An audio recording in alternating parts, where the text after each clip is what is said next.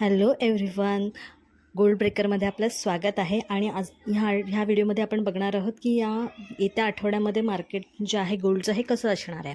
Okay, त्याच्या आधी जर तुम्हाला आमचा व्हिडिओ आवडत असतील तर लाईक करायला विसरू नका, शेअर करायला विसरू नका आणि सबस्क्राईब करायला विसरू नका. म्हणजे तुम्हाला डेली म्हणजे तुम्हाला तुमच्या पोझिशन सक्सेस करण्यासाठी आपल्या व्हिडिओची हेल्प होईल.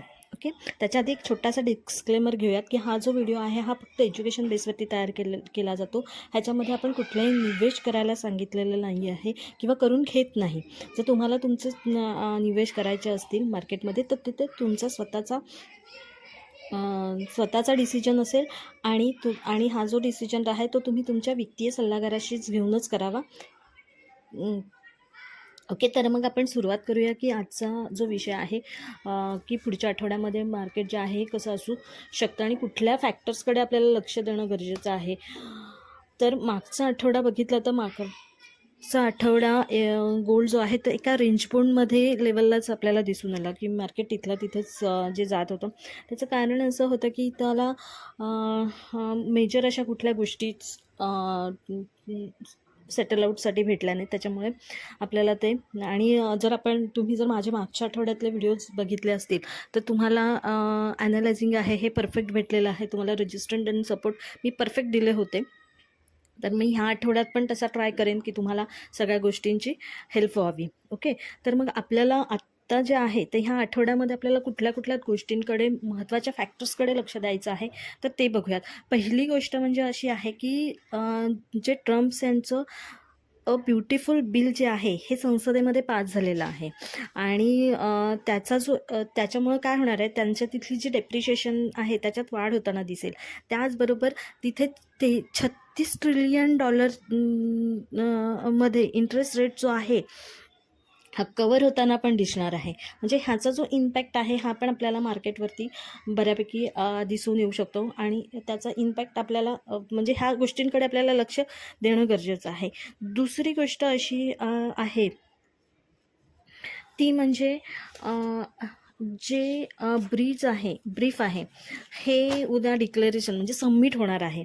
पण त्याचा जो इम्पॅक्ट आहे हा मार्केटवर कसा पडेल हे मी तुम्हाला सांगते की जोपर्यंत ते त्यांच्या करन्सीमध्ये बद्दल बोलत नाहीत तोपर्यंत मार्केटला कुठलेही इश्यूज येणार नाहीत किंवा मार्केट तेवढं मूव्ह ऑन होताना आपल्याला दिसणार नाही किंवा त्याचा इम्पॅक्ट आपल्याला पडताना दिसणार नाही.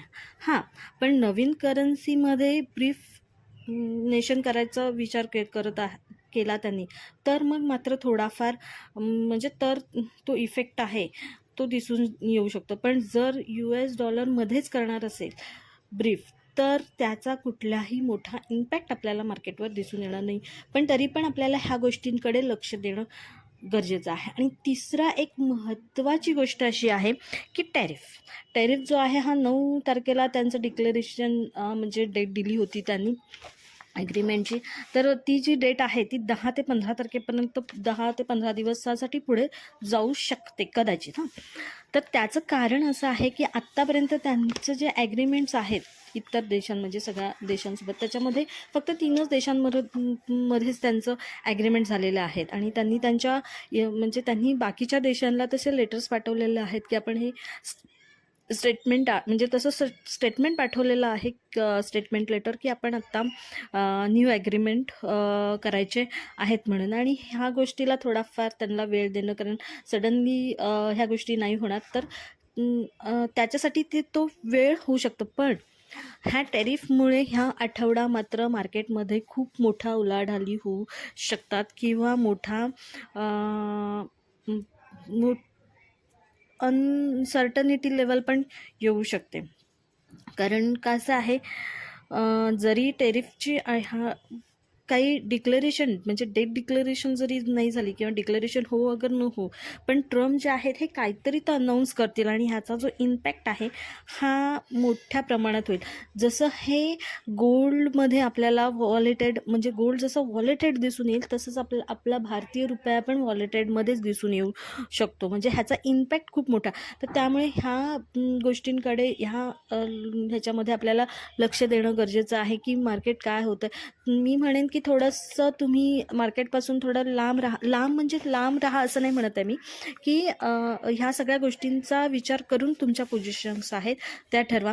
जर रजिस्टर्ड अँड सपोर्ट गोल्डचा ह्या आठवड्यातला द्यायचा झाला तर 3244 हा सपोर्ट असेल आणि 3393 हा रेजिस्टन्स असेल. ह्या रेंजमध्ये कदाचित मार्केट आपल्याला ह्या आठवड्यामध्ये जाताना दिसून येऊ शकतं.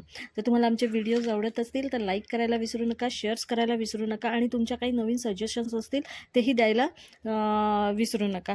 थँक्यू.